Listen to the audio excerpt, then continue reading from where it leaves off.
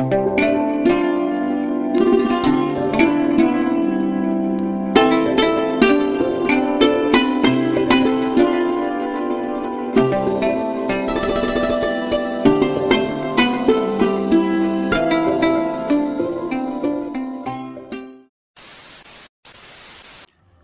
বন্ধুরা, নতুন আর একটা ব্লগে সবাইকে স্বাগত জানাই।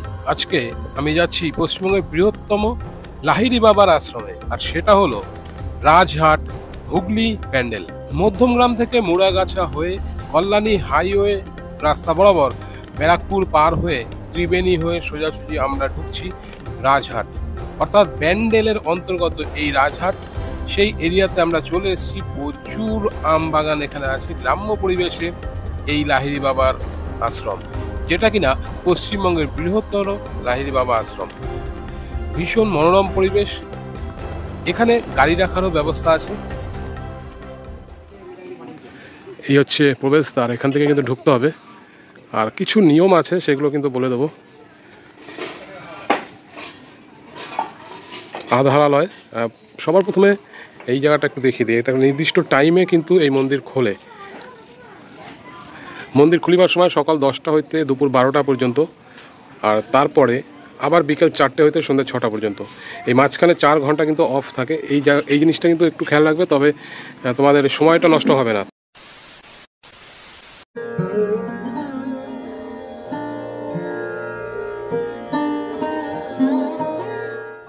এটাই প্রবেশদ্বার, এখান থেকে কিন্তু প্রবেশ করতে হবে আমাদের।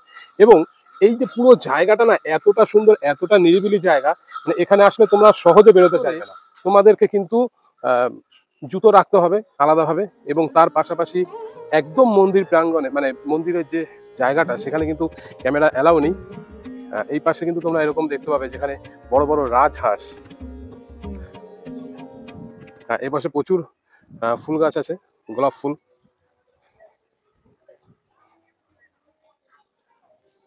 এখানে একটা কাউন্টার করা আছে জুতো রাখার জন্য। যারা যারা আসবে জুতো এখানে রেখে তারপরে কিন্তু পুরো জায়গাটা ঘুরতে হবে। যাতে বুঝতে অসুবিধা না হয়, বোর্ডে কিন্তু এরকমভাবে লিখে দেওয়া আছে, জুতো মোজা খুলিয়া প্রবেশ করুন। তো তার ব্যাগও আছে, যদি ফ্যামিলিতে 4-5 জন থাকে তাদের জুতো একটা ব্যাগের মধ্যে থাকবে। ঠিক সেই রকম টোকেন নাম্বার দেওয়া আছে, সিরিয়াল নাম্বার, সবকিছু কিন্তু এখানে ব্যবস্থা করা। আমি এই দাদাকে পেলাম, দাদার কাছ থেকে একটু জেনে নেবো, কারণ এখানে একটা লেখা আছে অন্নভোগ পাওয়া যায়। তো এটা আমাদের সবারই কিন্তু একটু জানার ইচ্ছে থাকে যে অন্নভোগ আমরা যে কোনো মন্দিরে গিয়ে কিন্তু খোঁজ করি। তো একটু যদি বলে দেন যে অন্নভোগের নিয়মটা। লাহিড়ী বাবা আশ্রমের মূল গেটটা সকাল 10টায় খুলে যায়। 10টা থেকে 12টা পর্যন্ত আমাদের অফিস থেকে কুপন দেওয়া হয় অন্নভোগে। 80 টাকা করে কুপন, ভাত ডাল 2 রকম তরকারি, চাটনি, পায়েস। আমাদের ভোগ বন্টন কেন্দ্রে আছে, ওখানে বসে পেট ভরে খাওয়া দাওয়া। 11টা থেকে ভোগ বন্টন শুরু হয়। আচ্ছা, 11টা থেকে চলবে। 1টার মধ্যে অন্তত ভোগ বন্টন কেন্দ্রে যেতেই হবে। আচ্ছা, 1টা পর্যন্ত টাইম থাকছে, তার মধ্যে কিন্তু ঢুকতে হবে কুপন নিয়ে। 10টা থেকে 12টা পর্যন্ত কুপন দেওয়া হয়। আচ্ছা আচ্ছা। আর এমনি বিকেলে কি ব্যবস্থা আছে? বিকেলে কিছু ভোগের ব্যবস্থা নেই, একবেলাই আমাদের অন্নভোগ। ওকে ওকে। সন্ধ্যের পরে কিছু ব্যবস্থা নেই, তবে অফিসে শুকনো প্রসাদ পাওয়া যায় 15 টাকার বিনিময়ে। যদি কারো মনে হয় ওখান থেকে নিয়ে যেতে পারবে। ওকে। বিকেলে, সকালের দিকেও দেওয়া হয় ওটা। যদি কেউ অন্নভোগ না খায় তাহলে ওখান থেকে প্রসাদ সংগ্রহ করে বাড়ি ফিরতে পারবে। আচ্ছা, আর এখানে কি সন্ধ্যা আরতি হয় শুনেছি? হ্যাঁ, এখানে সন্ধ্যা আরতি মূলত উৎসবের দিনগুলো হয়, আর প্রতি রবিবার এই 5:45 থেকে আরতি হয়। শুধু রবিবার হয় এখন, আর উৎসবের দিনগুলো হয়, যেমন বসন্ত উৎসব, আপনার জগদ্ধাত্রী পুজো উৎসব হয়, ডিসেম্বরের 20 তারিখ থেকে 1 জানুয়ারি পর্যন্ত উৎসব হয়, তখন প্রতিদিনই আরতি হয়। ওকে, ঠিক। আপনার নামটা একটু বলে দিন। আমার নাম লোহিত বরণ সামন্ত। ওকে, ধন্যবাদ আপনাকে, ভালো থাকবেন। বলবো এই বিল্ডিংটা দেখতে পাচ্ছি, এটা এখানকার যারা কর্মী আছে তাদের জন্য, অর্থাৎ স্টাফদের জন্য এটা। আরো একটা বিশেষ সুবিধা এখানে আছে, সেটা একটু দেখিয়ে দিই। এই পাশটাতে গেস্ট হাউস, মানে এটা বুঝতে পারছো যে এখানে এসে এই মনোরম পরিবেশে তোমরা চাইলে থাকতে পারবে। আর এই গেস্ট হাউসের আরো একটা সুবিধা থাকছে যে তোমরা যে টাইমটা পাবে সেই টাইম পুরো 24 ঘন্টার জন্য থাকবে। মানে সকাল 10টা থেকে পরের দিন সকাল 10টা পর্যন্ত টাইম থাকছে। এই 24 ঘন্টার মধ্যে খাওয়া দাওয়া সবকিছু এখান থেকে হবে। এই গেস্ট হাউসে থাকতে গেলে তোমাদের কিন্তু ডকুমেন্টস প্রোভাইড করতে হবে, অর্থাৎ ডকুমেন্টস দিতেই হবে।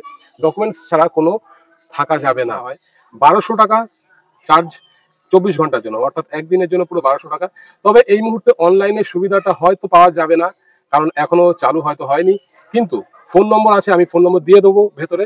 সেই ফোন নম্বরে তোমরা যোগাযোগ করে কিন্তু এই গেস্ট হাউস বুকিং করতেই পারো। বন্ধুরা, এই লাহিড়ী বাবার আশ্রমে আমারও কিন্তু প্রথম আসা, কিন্তু প্রথম এসে দারুণ দারুণ সুন্দর লাগছে আমার নিজের। এই রকম পরিবেশ সাধারণত কিন্তু আমরা দেখে উঠি না, আমাদের দেখা হয় না এত সুন্দর পরিবেশ। এখানে এসে না সেই মনে হচ্ছে যেন শান্তিনিকেতনের যে একটা সুন্দর মানে পরিবেশ পাওয়া যায়, ঠিক সেই জিনিসটা কিন্তু এখানে ফুটে উঠছে। চারিদিকে আম বাগান, আম গাছ, চারিদিকে এরকম ঠান্ডা পরিবেশ, চারিদিকে সুন্দর সাজানো গোছানো একটা গ্রাম্য পরিবেশের ভেতর এই আশ্রমটি। অবশ্যই বন্ধুরা তোমরা এসো, লাহিড়ী বাবার আশ্রম ভীষণ ভীষণ ভালো লাগবে। একদম মন্দিরের মানে লাহিড়ী বাবার যে আশ্রম বা মন্দির, তার সামনে কিন্তু এই জিনিসটা তোমরা দেখতে পাবে। অর্জুন সেই যুদ্ধের রথ, শ্রীকৃষ্ণ সেই রথ টানছে, আর এই হচ্ছে সেই লাহিড়ী বাবার আশ্রম। মন্দিরের যে ধূপকাঠি মোমবাতি সেগুলো কিন্তু এখান থেকে কিনে নিতে পারবে তোমরা, সেরকম ব্যবস্থা আছে। এই হচ্ছে গেট।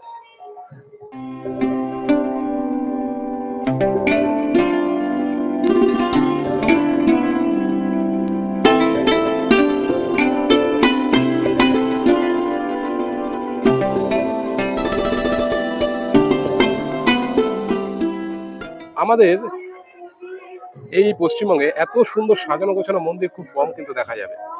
প্রবেশটা কিন্তু এখান থেকেই হচ্ছে, এখান থেকে ঢুকতে হবে। একদম শুরুতে এরকম সুন্দর একটা প্রদীপ স্ট্যান্ড দেখতে পাবে, বিশাল বড়।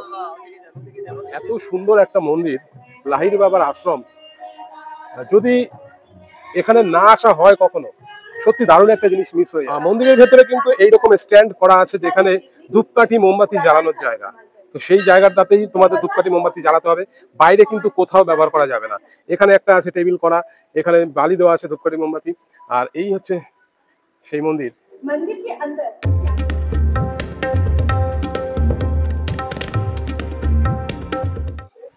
এই যে এই জায়গাটা খুব সুন্দর একটা টেকনিক ব্যবহার করেছে, মানে পা ধোয়ার জন্য আলাদা কলের প্রয়োজন নেই, কিচ্ছু নেই, জল অটোমেটিক এখানে থাকছে। এই জায়গাটা পেরিয়ে তবেই কিন্তু ভেতরে প্রবেশ করতে হবে, তখন অটোমেটিক পা কিন্তু ধুয়ে যাবে। দারুণ একটা জিনিস দেখলাম এখানে, খুব সুন্দর।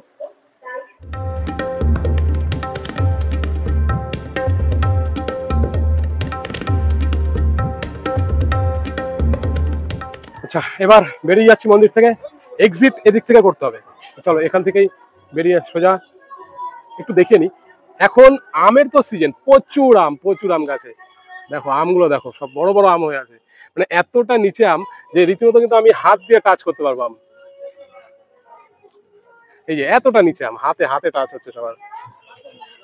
আচ্ছা, বিকেলের পরিবেশটা বেশি সুন্দর সারা সকাল দুপুরের থেকে।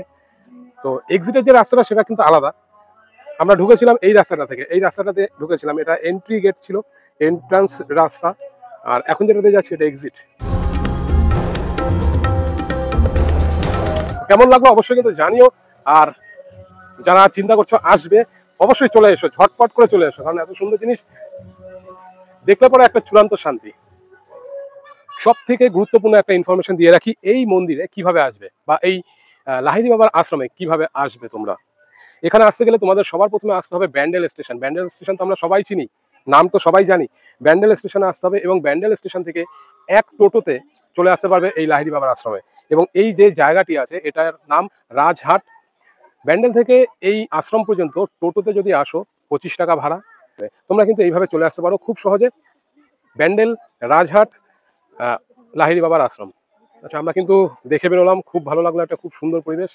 আমরা এসেছি সবাই, এই যে মার সাথে মা আছে, মারও খুব ভালো লেগেছে, সব খুব ভালো ঘুরলো, দেখলো, মন্দিরটাও খুব সুন্দর।